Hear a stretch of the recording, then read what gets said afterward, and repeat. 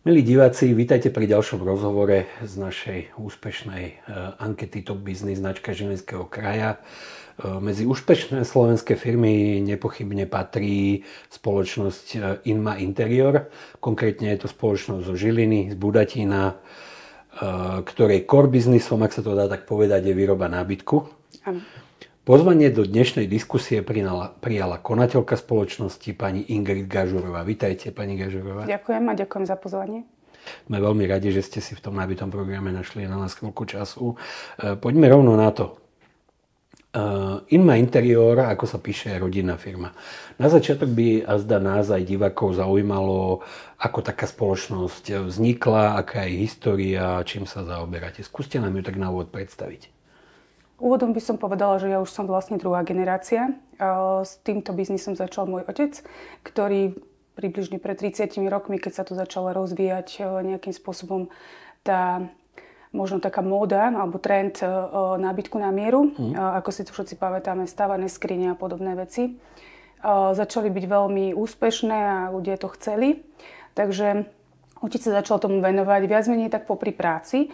Ale postupne, keďže bol ten záujem, bol ten dopyt, zákazníkov pribúdalo a ľudia naozaj sa začali zaujímať o tie interiéry, o dizajn ako taký a chceli si tie svoje domácnosti vylepšovať, tak sa to začalo rozvíjať čím ďalej tým viac. A teda potom následne na to som k tomu pribudla ja. A trošku som túto myšlienku posunula vpred s tým, že už sa nezaoberáme len výrobou nábytku na mieru a už sú to teda nie len tie obyčajné vstavané skrine, ako sa to povie, ale už sú to kuchyne, už je to celkový interiérový nábytok ako taký a taktiež kancelársky nábytok, pretože v podstate rozvoj firiem spôsobil to, že aj firmy už chcú mať tie svoje kancelárie pekne zariadené, moderné. Takže v podstate ten biznis sa rozvíjal aj týmto smerom. No a samozrejme pribudlo teraz úplne najnovšia vec, a to už trošku taká moja iniciatíva.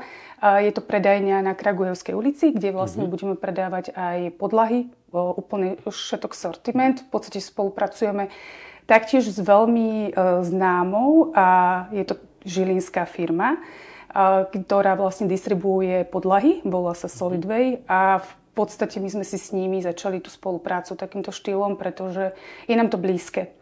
Je to žilinská spolupráca, je to slovenská firma, sú to taktiež ľudia, ktorí sa vypracovali sami. No a taktiež budeme predávať interiérové dvere, doplnky a taktiež máme spoluprácu s výrobcami spotrebičov, takže vieme dodať v podstate všetko. Čo sa týka toho interiéru, ja som prešla teraz aj kurzom interiérového dizajnu, takže ja sa v podstate venujem aj tomu dizajnu ako takému, takže vytvárame návrhy na mieru pre zákazníkov. Skvelé, pani Gažurová, vidno, že je to vaša srdcová záležitosť, lebo vy v jednej odpovedi nám vlastne poviete možno väčšinu toho, čo sme chceli vedieť, ale samozrejme otázok mám pripravených veľmi veľa. Poďme ďalej.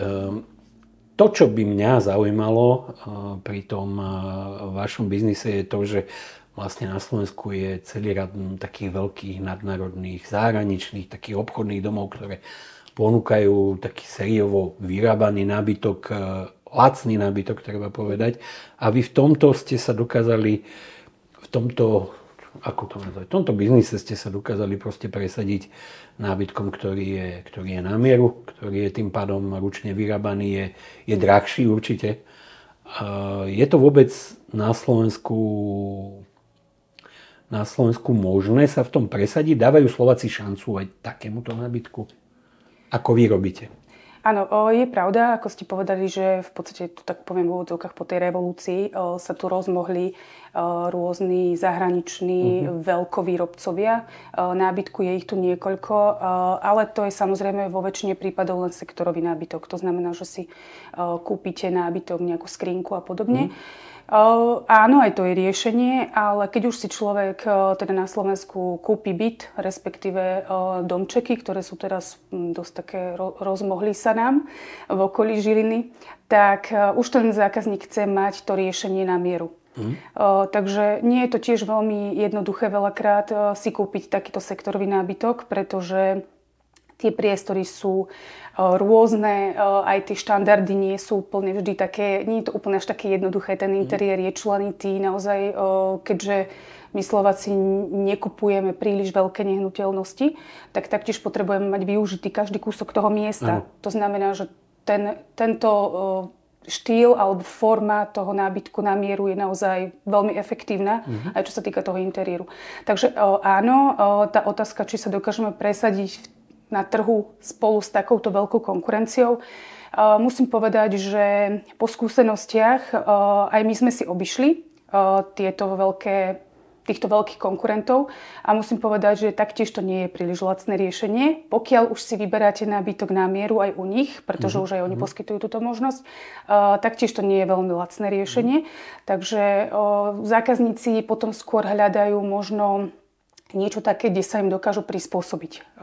Lebo predsa len tieto veľké obchodné reťazce alebo firmy musíte dlhšie čakať, predsa tá výroba je masová, väčšinou tá výroba nie je na území Slovenska, to musím povedať. Takže tieto dielce jednotlivé sa dovážajú, nie je to úplne na mieru, väčšinou sú to rôzne nejaké také skladané skrinky a podobne, ktoré sa potom prispôsobujú. Takže nie je to úplne až tak na mieru, ako sa to prezentuje. Preto zákazníci využívajú. Áno, myslím si, že využívajú veľa stolárske spoločnosti, respektíve takýchto výrobcov nábytku na mieru. A za to hovorí aj to, že nás je toľko. V rámci toho žilinského regiónu je nás viac. Super. Dobre, keby sme to tak možno na takého bežného Slováka ešte pred pár rokmi vzťahli, tak pre ňo bola rozhodujúca cena. Dnes to možno až není tak celkom cena, je to skôr nejaký pomer cena kvalita. Ako je to s vámi v porovnaní možno s týmito veľkými spoločnosťami? Čo sa týka ceny, musím povedať, že my sme si robili teraz čerstvo, taký prieskum trhu a cenovo sme na tom, je to úplne prekvapivé, inak v podstate aj pre nás ako spoločnosť je to veľmi prekvapivé, ale sme na tom cenovo, musím povedať, že porovnateľne, ak nie aj lepšie v mnohých prípadoch, čo teda som ja nečakala. Zas na druhej strane musím povedať, že je to aj logické, nakoľko takáto veľká spoločnosť musí uživiť naozaj veľmi veľa ľudí okolo seba. Sú to dizajnéri, sú to ľudia, sú to predajcovia, sú to tie obrovské predajné plochy, ktoré určite nie sú lacné. A keďže my sme rodinná firma, pracujeme v trošku takých menších podmienkach a nezamestnávame toľko ľudí a naozaj ten prístup k tomu zákazníkovi je veľmi individuálny. Takže je to trošku taký rozdiel a myslím si, že pre tú cenu hrá príjm hlavne to, že nie je to masovo. Nie je to masovo, nie je to veľká spoločnosť na veľkých priestoroch, keď vieme, že v dnešnej dobe či už stavebné materiály alebo aj prenajmy nie sú príliš lacné. Takže myslím si, že v tomto smere je to logické. Že aj keď ma to tiež napríklad prekvapilo, že vieme konkurovať. Mňa to naozaj takisto trošku prekvapilo a možno je to dobre povedať tým ľuďom, že ktorí, dajme tomu teraz uvažujú o kúpe nábytku, že keď sa dajú u vás vyrobiť, tak možno, že to bude ešte aj lacnejšie, ale určite kvalitnejšie. Áno, je to pravda a musím to ešte zdôrazniť, že ľudia sa častokrát boja. Boja sa navštíviť takúto stolárskú dielňu, lebo si automaticky myslia, alebo respektíve aj výrobcu nábytku ako takého, nejakého menšieho, alebo si automaticky myslia, alebo majú ten istý predpoklad, ako som možno aj ja mala ako zákazník, že pokiaľ je to väčší výrobca a robí to masovo, tak jednoducho tá cena bude lepšia. Nie vždy to je pravda a musím povedať, že u nás to bolo na 100%, že to pravda nebola. U všetkých, ktoré sme prešli tú našu konkurenciu. To znamená, že nech sa toho ľudia neboja. A samozrejme, ja osobne si myslím, že je vždy lepšie, keď máte individuálny prístup a rozprávate sa s ľuďmi, ktorí sú v branži desiatky rokov, dokážu navrhnúť riešenie na mieru, dokážu naozaj zohľadniť možno aj tie technické parametre, a vstupy, ergonómiu, taktiež dizajn. Takže to je tiež veľmi dôležité. Čo mne napríklad v takýchto veľkých obchodných prevádzkach s nábytkom chýbalo, ten individuálny prístup a taktiež mi chýbalo to, že sa nepozeralo na to z pohľadu možno ergonómie, možno nejakého dizajnu, možno toho, ako ten predajca toho nábytku nie je u vás doma.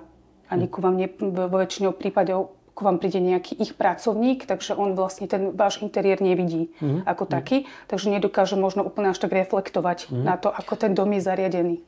poďme práve vysvetliť alebo priblížiť tým našim divákom, že ako to prebieha u vás.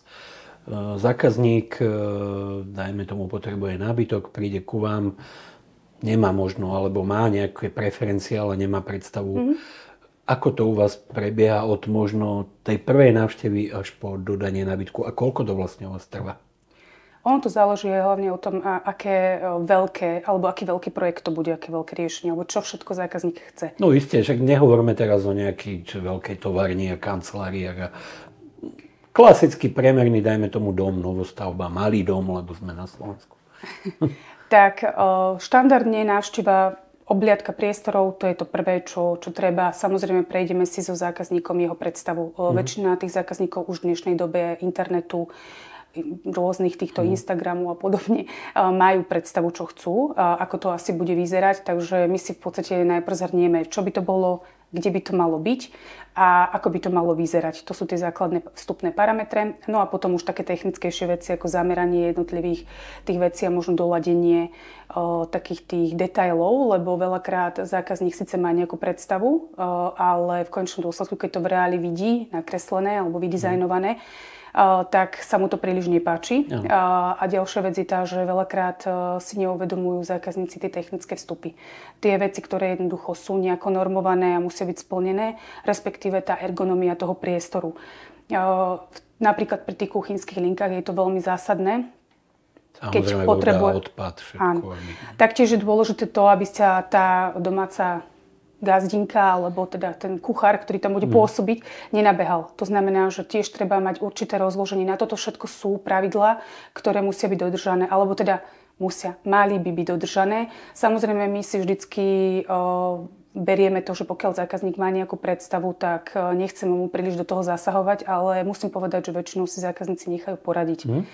Takže v podstate už potom iba kreujeme, vyberáme materiály z našich vzorkovníkov, možno nejaké moodboardy vytvárame, že pozrieme nejaké farebné kombinácie, čo by sa k čomu hodilo, ako by to v tom priestore vyzeralo.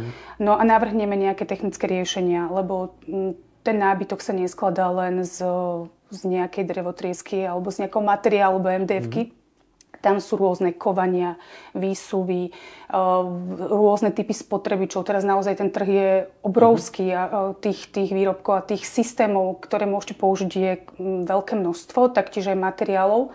Takže tu už potom kreujeme. Je to taká krajšia práca, lebo vyberáme s tým zákazníkom, doľaďujeme jednotlivé detaily a robíme nákresy. To znamená, že ukazujeme tomu zákazníkovi, ako to bude vyzerať. Povieme si potom nejakú cenovú ponuku, ktorú v podstate väčšinou zákazníci u nás na Slovensku to tak funguje, že majú nejaký budget na to. To je nejaký objem peňazí, s ktorými môžu pracovať. Keď vás preruším, nie je to tá prvá informácia, s ktorou za vami prídu? Mám na to toľko a toľko a chcem... Väčšinou musím povedať, že toto sa možno v čase trošku zmenilo. Väčšinou to tak už nie je. Väčšinou je skôr teraz veľmi populárne prísť s tým, že ako by to malo vyzerať. Čo si predstavujem. Videl som u známych, videl som na internete, videl som, páči sa mi to, chcel by som. Alebo napríklad veľakrát prídu k nám a vidia našu prácu. Že sme niekde robili realizáciu a zákazníkovi sa to páčilo, pretože taktiež fungujeme, máme svoju internetovú stránku, Instagram, Facebook. Takže veľakrát zákazníci aj vidia tú našu prácu a sa im niečo zapáči. A chcú to taktiež, nevedia cenu. Vidia iba tú realizáciu a páči sa im to. Ale zrejme potom sú s tou cenou, akoby vždy nájdete nejaký ten stred. Áno, samozrejme, nie je to až také veľmi ťažké, pretože ako hovorím, to portfólio materiálov, kovaní, rôznych tých systémov, závesov a podobne, taktiež rôznych úchytiek a vecí, ako sa dá ten nábytok vykreovať, je množstvo. Takže toto je naozaj veľmi variabilné a je to skvelé, že máme takúto možnosť tomu zákazníkovi ponúknuť naozaj cena versus kvalita, nejaký ten stred, respektíve keď to nie je nejaké príliš dôležité, že je to napríklad nábytok do nejakého prenájmu, alebo že ten nábytok nie je pre nich až tak veľmi, že nebudú ho každý deň vidieť, tak môže to byť aj nejaké lacnejšie riešenie, možno dočasné riešenie pre nejaké prenájmy.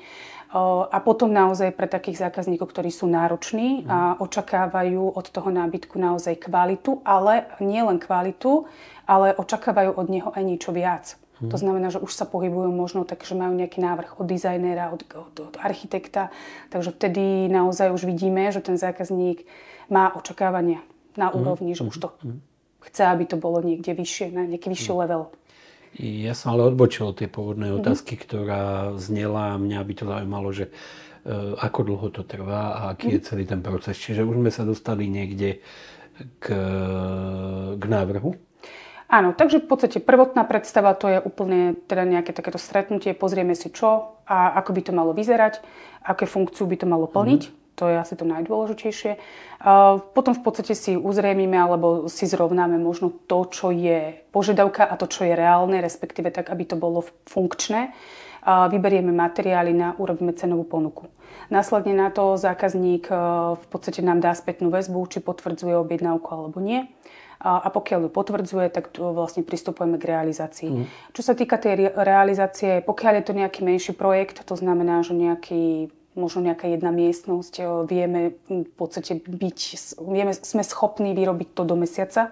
Pokiaľ je to naozaj, že je to celý dom, respektíve nejaké väčšie priestory, či už kancelárske, firemné, alebo rodinný dom, byt, tak tam potom to záleží aj od toho, že aké materiály si zákazník vyberá, pretože aj my máme nejaké dodacie lehoty od našich dodávateľov.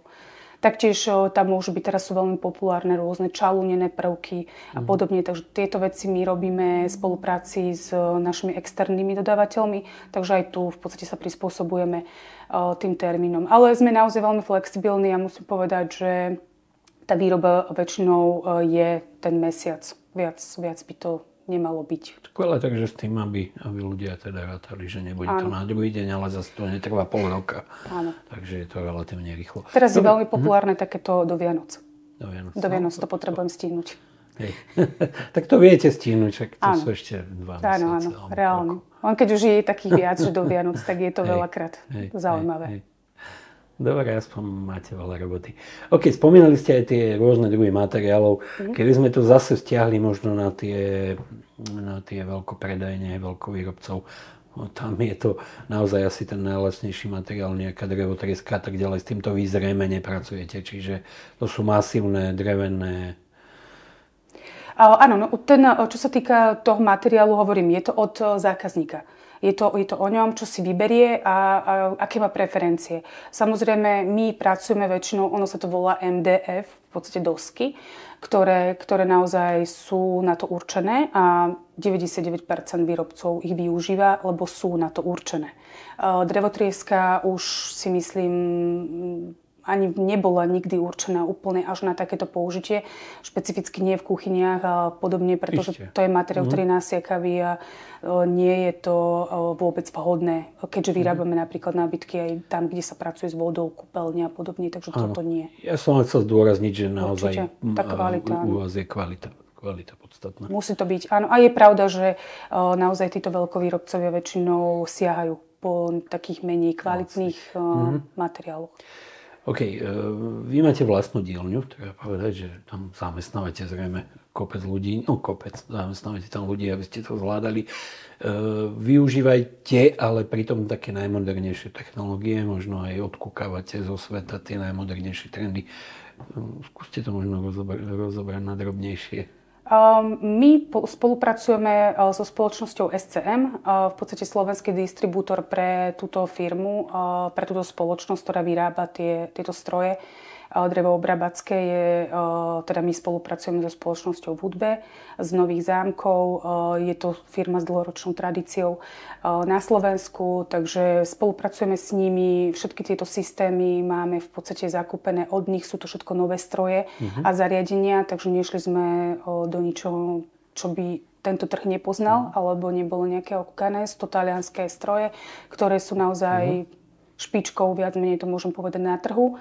No a potom, čo sa týka možno nejakých takých tých drobných zariadení, tak tam spolupracujeme so spoločnosťou Festool, ktorá je taktiež, môžem povedať, jednotkou na trhu, čo sa týka tohto ručného viac menej drevoobrábackého zariadenia alebo teda toho príslušenstva.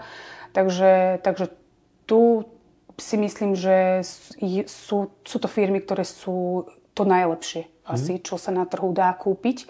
A musím povedať, že to aj potvrdzujú, pretože tá spokojnosť je, myslím si, že veľká a na mieste. Keď si od vás dostane zákazník hotový výrobok, keď ho dodáte, nainštalujete, ako dlho mu vydrží? A ako by sa mal on starať? To je tiež dôležité. No, čo sa týka toho, koľko vydrží, tak ja môžem povedať, že my máme zákazníkov, ktorí sa k nám vrácajú. To znamená, že poviem príklad pred 25 rokmi si kúpili byt a teda dali sa tam vyrobiť od nás nejaký nábytok.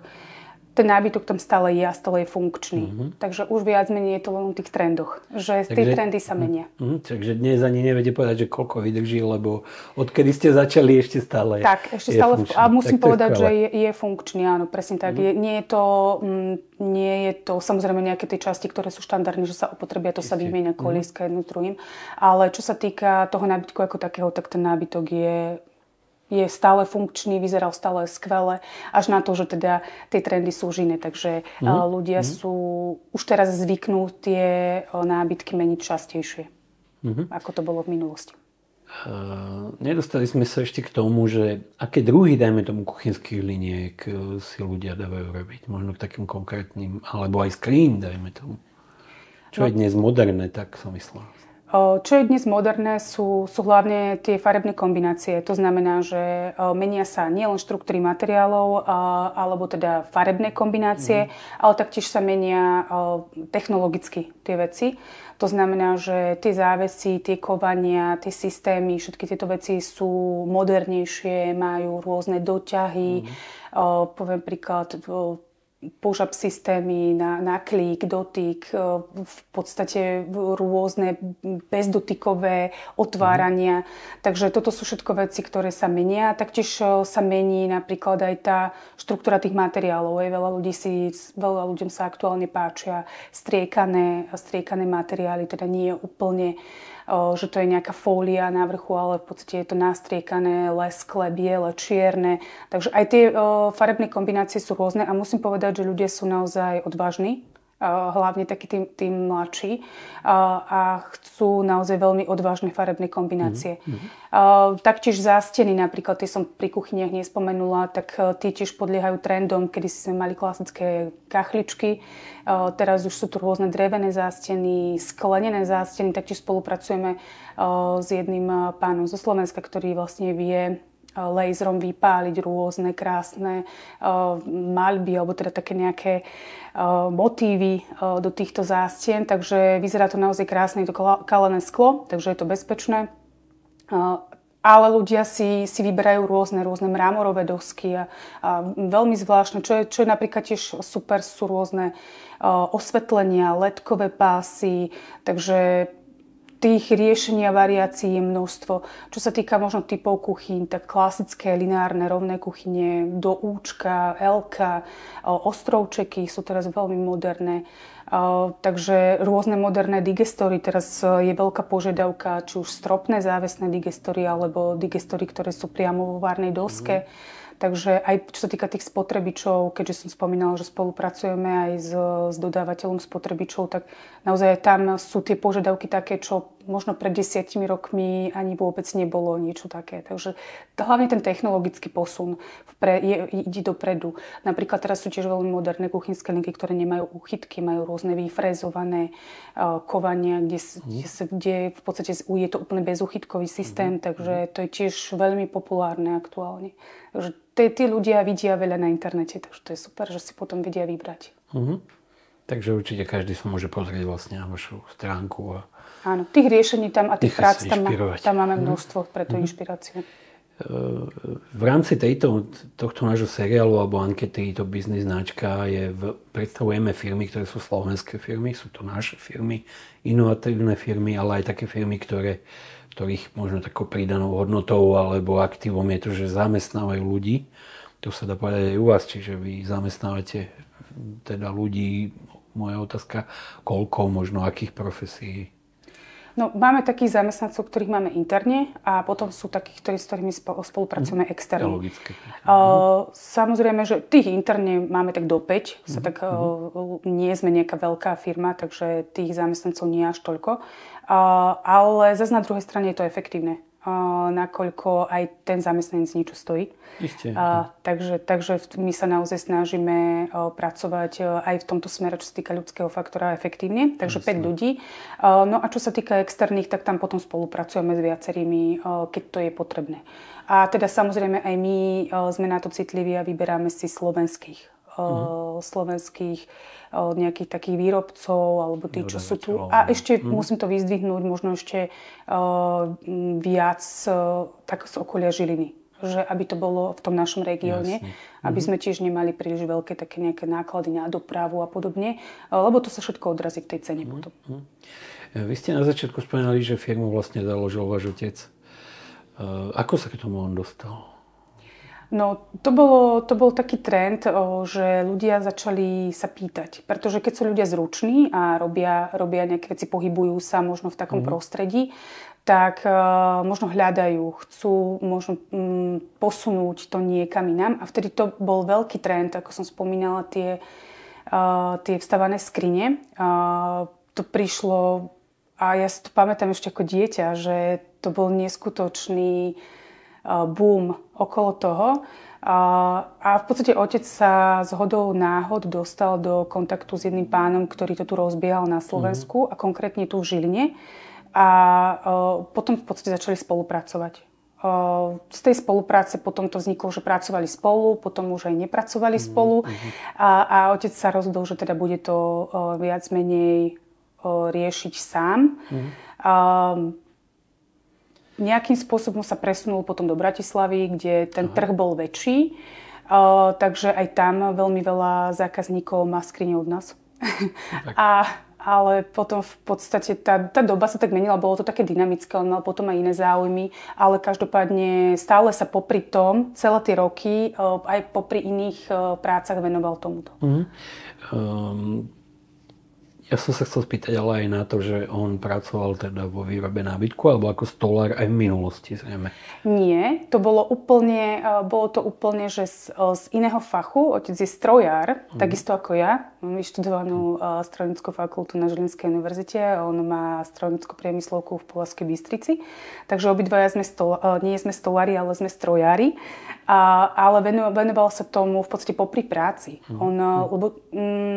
Nemyslím si, že úplne predpokladal, že to zájde až úplne do takéhoto niečoho, ale ono sa to tak vyvíjalo a ten dopyt bol veľký. Takže toto bol ten hlavný motivátor, prečo sa tomu venovať, lebo ten dopyt naozaj bol. Super. Možno posledná otázka. Kde vidíte vašu firmu v budúcnosti? Aké bude to smerovanie?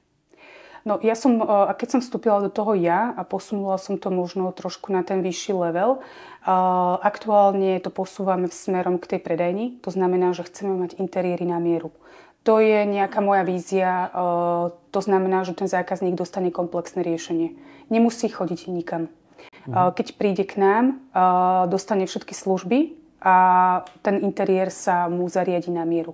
To znamená, že nebude musieť si chodiť kupovať podlahu, nebude musieť si chodiť kupovať dvere inám a po prípade riešiť, kde si dám očalúniť niečo a podobne. Takže, alebo nakúpim nejaké doplnky. Ja si to predstavujem tak, že by som chcela, aby ten interiér bol vyriešený u nás. Od A po Z. Pardon. Vy ste to aj spomínali na začiatku, že sa venujete tomu dizajnu interiérovému, takže tam vidíte tú budúcnosť. Určite áno, pretože ja osobne si myslím, že doba je rýchla. A ľudia nemajú toľko času a dovolím si povedať, že možno v mnohých prípadoch ani nielen čas, ale nemajú na to ani schopnosti. Veľakrát si už ľudia aj v dnešnej dobe nechajú poradiť dizajnérom, pretože nevedia si možno to predstaviť, nevedia ten interiér, tie farebné kombinácie zladiť, možno sa na to necítia, sú v tom neistí. A v tomto prípade je naozaj veľmi dobré, keď máte niekoho, kto vám poradí. A predovšetkým je úplne najlepšie, keď prídete na jedno miesto A toto miesto vám poskytne riešenie na mieru. To znamená, že dostanete úplne všetko v jednom balíčku. Super, takže to je budúcnosť v spoločnosti Inma Interior. Dnes sme sa v rámci ankety Top Business značke rozprávali s konateľkou pani Gažurovou. Takže pani Ingrid Gažurová, ďakujem, že ste prišli a želám všetko dobré a nech sa vám darí. Ďakujem veľmi pekne.